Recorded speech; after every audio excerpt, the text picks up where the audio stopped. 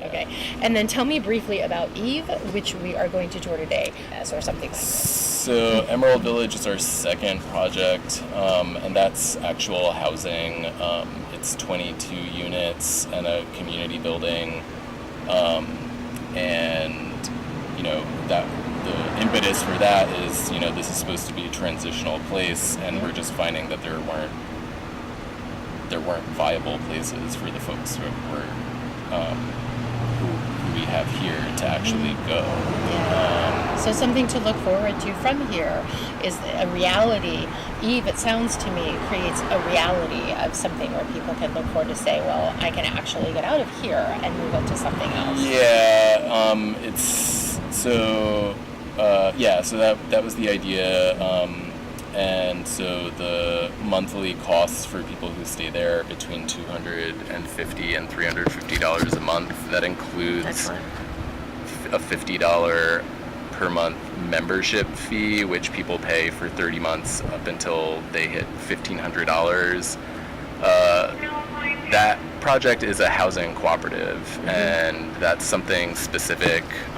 It's like a more formalized self-management kind of deal, but it's just housing. It's a housing cooperative. It's not, and it looks beautiful too, from what I've seen. Yeah, online. And it's really nice. it's not like there's a time limit or I think there is in the policy world there has been a movement kind of away from this idea of like transitional housing where people are time limited in a place and they're supposed to get like housing ready or whatever, and especially in today's world. The movement is really just like get people into housing.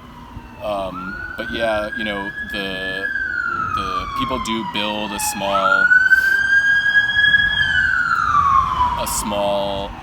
asset at Emerald Village with their membership share. Currently, that's kind of like an enforced savings account thing. The goal eventually is to deed over title to the buildings to the co-op, so that share purchase is connected, is the equity in the housing itself. That's not currently the case, but that's the goal. But Square One will always retain ownership of the underlying land and be in a ground lease relationship to ensure permanent affordability and to like prevent the co-op from like selling the place and stuff. But yeah, there are several folks over there, the initially selected residents who had been here or had been in other of these programs that have kind of grew up out of the Occupy movement in Eugene. Excellent. But yeah, there's not like a time limit, and there's plenty of folks over there who they plan that's on their home. They're planning on living there in the long term. A lot of the people there are on fixed incomes, like Social Security or some disability program, and those are programs that just don't. It's not enough to live on. No, and that's where a lot of people in the country are now. Yeah, and so many people are at that place now. Right. Absolutely. I mean, like a long-term solution to these things is, dramatically expanding those benefit programs and also just kind of fundamentally rethinking the housing system in this country. Absolutely. So that housing's treated as, a right rather than a luxury commodity. Absolutely. Or a financial asset. Yeah, it should be a basic right. Absolutely. So like Emerald Village, like a housing co-op land trust hybrid is prudent public policy. The way that most affordable housing, like public affordable housing programs work in this country currently, there's like a tax credit program, which is like really complicated and kind of inefficient. And it only guarantees affordability for 15 to 30 years. Doing it the way that we've done, Emerald Village, which is again this housing co-op land trust kind of hybrid, that preserves any subsidy in perpetuity and can guarantee affordability, like forever essentially. And the goal is to hand over as much of that as we can to the co-op so that they're actually like fully in charge of managing their finances and stuff. Excellent. But So right now, $250 to $350 a month. That's what the residents pay. And then what were you saying about the $1,500? If you could explain that again. $50 of that per month is toward a share in the co-op. Got it. And that includes all of their utilities. Got it. That's their biggest expense every month. And that's unusual, you know, like most housing, it doesn't include like your utilities and stuff. And the goal ultimately is to eventually for Square One Villages, to turn over the actual deed of the co-op. I think that's something that we would like to do. Hopefully, eventually. Eventually, yeah. We don't really have an interest in being like a landlord or anything like that, but we'll always retain ownership of the land and be in a ground lease relationship with the co-op to ensure that it remains affordable and that the co-op doesn't like sell the place. And in terms of stability, is that $250 to $350 a month? Is the goal to keep it that price range, or as times change, might that go up? So, just like everything. You know, the way that to? we wrote in the documents is that, and this is also like some of the City of Eugene affordable housing programs will require this, requires that it remain affordable to people earning like, I think 50% of the area median income, and affordable being like no more than 30% of their income. Excellent. And I believe that the most recent HUD total for like a studio apartment at an affordable rate by that definition is like 560 something for this area. Okay. But they're, you know, again, they're like their own landlords. Like the goal of the co-op is to manage the place, but to operate at cost, you know, like not to really like make, not to make money or anything, but to operate at cost and you know, provide mutual benefit to all of the members. And so, you know, each year they'll have to vote on a budget, and that'll include like if they have to raise the carrying charges. Got it. Okay. Every month, but in the ground lease between Square One Villages and the co-op, it does require that it remain affordable to households earning 50% of the area median income. And you said that there's a base amount that somebody has to be coming in with, or at least have. Their current policy is just that people have to have an income at least twice whatever the carrying charge is for their unit. You know, most property management companies in town require that your income be 3 times greater than whatever the rent is. That's pretty standard nowadays. So, but you know, because there isn't ongoing public subsidies here, and people, if they had a Section 8 voucher, they could use it here, but nobody currently does. And you know, the way Section 8 works is you never pay more than 30% of your income, whatever your income is. And if your income is 0, then the subsidy covers your entire rent. But you know, this place doesn't receive any of those kind of subsidies and stuff, so people do need to be making an income.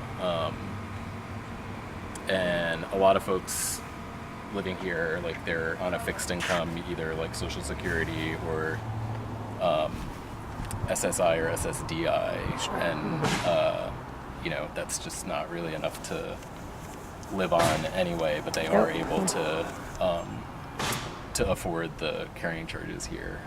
And then you said the initial, which is why it's so important that it really truly, that's what affordable housing means, that people can truly carry it. So, and then you said as far as it's all funded by donors, and you said approximately 1.2 million in terms of getting it to where it is now. And yeah, I mean, I think that's all, that'll include like the 5 remaining units. That Okay, aren't that's what I was quite wondering. finished. Okay. And then what's the name of the pastor again that you mentioned? Our executive director's name is Dan Bryant. Dan Bryant. Okay, I just read about him last night. I hadn't seen him in terms of all the massive information. You guys have excellent information online, and I just came upon him last night, and it looked like a couple different churches were involved, or not. Yeah, a lot of like the board originally, like after Occupy, were like it was like Occupy activists and then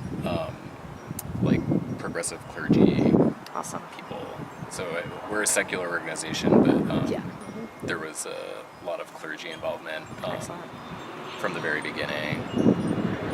And then do people, I know with Opportunity Village, you guys have some fundraisers and things to kind of help support. Does that go on here or not, since it's not the same setup or design? I mean, a lot of the fundraising for the past, since I think like 2016, a lot of it was, the majority was to get this place built. In the long term, no, the goal here is that they're operating at cost. Exactly. Okay. So that it's like sustainable in that way and stuff. Opportunity Village is a different. Yeah, it's totally different. Yeah. It's like a shelter and stuff. And then in terms of number of units, you said here how many? 22 units, and then the community building. Community building. Okay. And then they have like a shelter for their dumpster and a bike shelter, and eventually there will be a garden in the front over there, and then Square One will build its offices up in the corner on the property. Okay. But I don't know like when exactly that'll happen. Okay. No, it's wonderful. And this is a house here too that's a larger size. So how is that decided in terms of, is there a maximum square footage or minimum? I forget exactly what they asked the design build teams what to build. I think that, but there wasn't any limit, there was a limit in terms of like what the design build teams were asked to produce, but the affordability strategy is kind of independent of the physical. Sure. But you can have a co-op in any kind of a building. Do you mind if I walk around again and videotape with this camera just to do a quick video? Or No, like people are kind of like home and stuff. So nope, I got it. Okay, all right, thanks. I'll turn it off for now. I'll turn it off. Thank you. Yeah, I'll like get this, the mural here. This one's not finished No, yet. exactly, because then people might be walking out. Okay. But you can. Oh, great. Okay, excellent. I'll just peek through the window. That's fine. Yeah, I'm not sure where the key used to live. Nice. Somewhere. I don't know where it is currently. No, it's beautiful. But yeah, you can see that this one is. I think this one is the biggest one. A lot of them are kind of like this is just like a complicated and fancy building. Oh, it's really and beautiful. It is funny, like a lot of the architects like really want to maximize like windows, for example. But you can see from a lot of people's houses, because they are so close together, like having lots of windows is kind of like becomes a privacy issue. So a lot of people just like wound up covering. It's nice to have the light, but definitely the privacy when you're.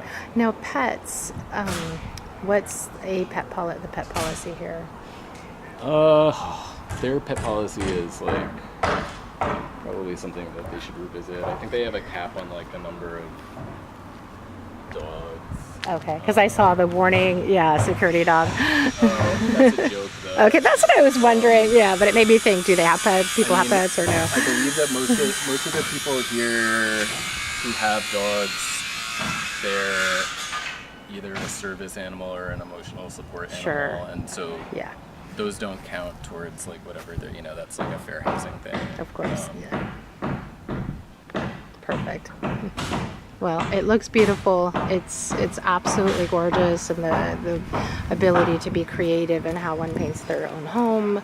You know, a lot of HOA condo units, you can't do that. So Yeah, and so I mean they do. Policies, so there are nice. policy, there are policies that the co-op has, but yeah, people were during the building stage. It was people could do like kind of whatever they wanted if they were involved already. Yeah. So in terms of attractiveness to a neighborhood, for people who think, oh, this kind of thing is going to be horrid and we don't want it, this is absolutely lovely. It's a nice